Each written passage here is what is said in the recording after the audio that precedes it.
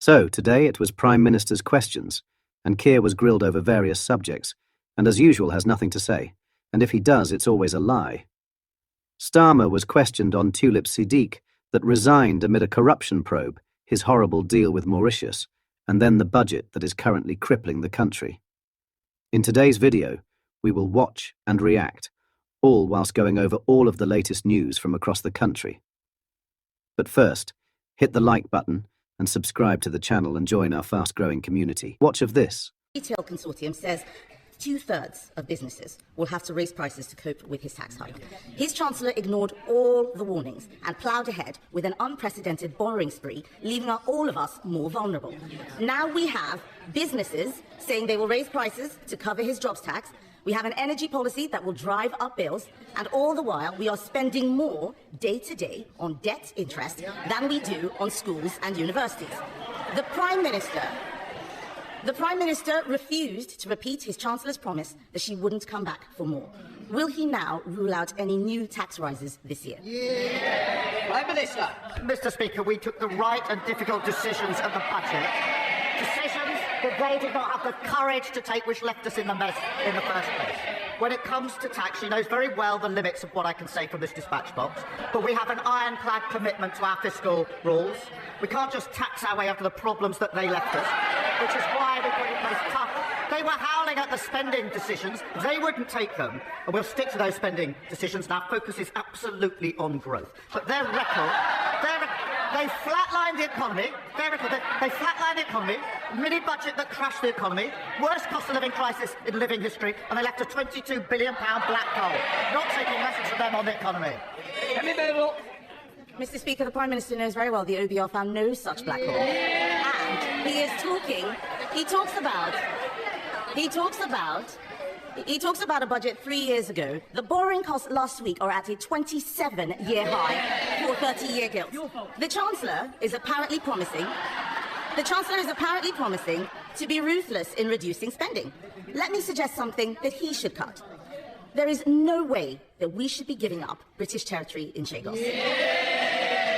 He is rushing a deal which will be disastrous and which will land taxpayers with a multi-billion-pound bill.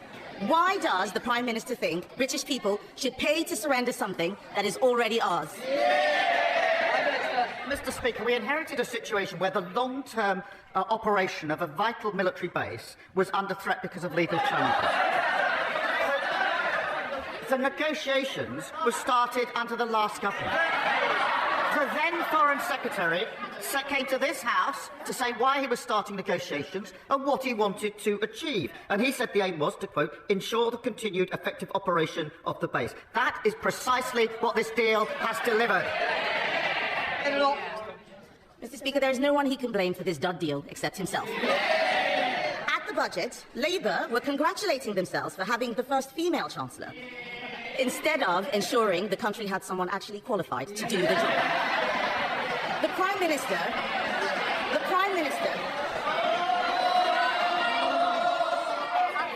I want to hear...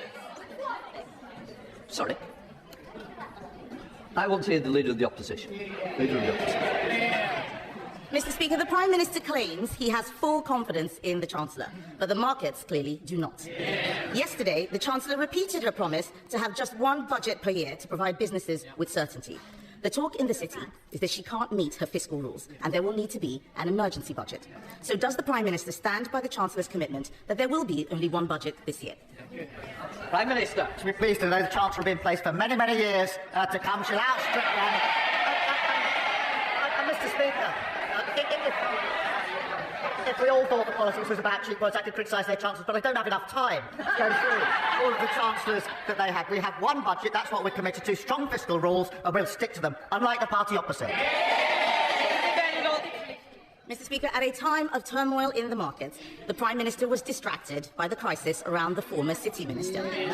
What does it tell us about his judgment that yesterday he said he was saddened that his close friend resigned?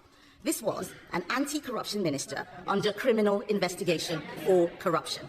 Mohammed Yunus, the Nobel Prize winner advising Bangladesh, said London properties gifted to the former city minister may be proceeds of robbery.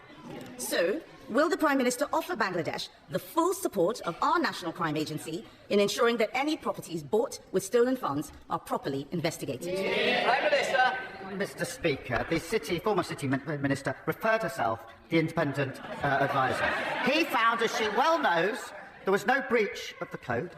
He knows that he found there was no wrongdoing, and the former minister fully cooperated. She referred herself a week ago Monday. I got the report yesterday, and she resigned yesterday afternoon. Compare that with the Shadow Foreign Secretary, who breached the ministerial code. Her predecessor, Batu, ignored it. It was the advisor that then had to resign because he wasn't taken seriously, and she's now serving the leader of the opposition. What a contrast. Thank God the British public shut them out. Mr. Speaker, he did not answer the question about the National Crime Agency. No answer to investigating dodgy Labour ministers, just as last week he didn't want an inquiry that might expose dodgy Labour councils. The Prime Minister knowingly appointed a convicted fraudster as his Transport Secretary. The anti-corruption minister he had full confidence in only days ago resigned yesterday in disgrace. He is negotiating a secret deal to surrender British territory, and taxpayers in this country will pay for the humiliation. Now, it turns out his government may write a cheque to compensate Jerry Adams. This is shameful. We left him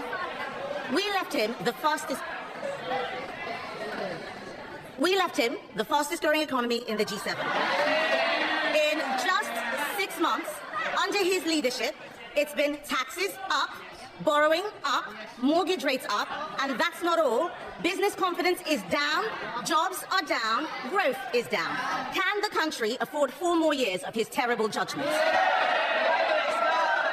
Mr. Speaker, among that barrage of complete nonsense, there is one point that I need to address, because it's the Legacy Act, and it will be of real interest across the House. That Act was unfit because, well, not least because it gave immunity to hundreds of terrorists and wasn't supported by victims in Northern Ireland, nor, I believe, by any of the political parties in Northern Ireland. The court found it unlawful. We will put in place this is a serious point. We will put in place a better framework. We're working on a draft remedial order and replacement legislation, and we will look at every conceivable way to prevent these types of cases claiming damages. And it's important I say that on the record. But as for her claim and her nonsense, they crashed the economy. I got a letter this week from a Tory voter in a Labour seat. I hope they don't mind me saying who it was. It was Liz Truss. It wasn't written in green ink, but it might as well have been. She was complaining that saying she'd crashed the economy was damaging her reputation. It was actually crashing the economy that damaged her reputation. Mr. Speaker, what have we heard? All they've got is complaining. No defence for their sorry record. They don't even acknowledge it. No ideas, no policy. They're like a blank piece of paper, blowing hopelessly in the wind. No wonder the country put them in the bin.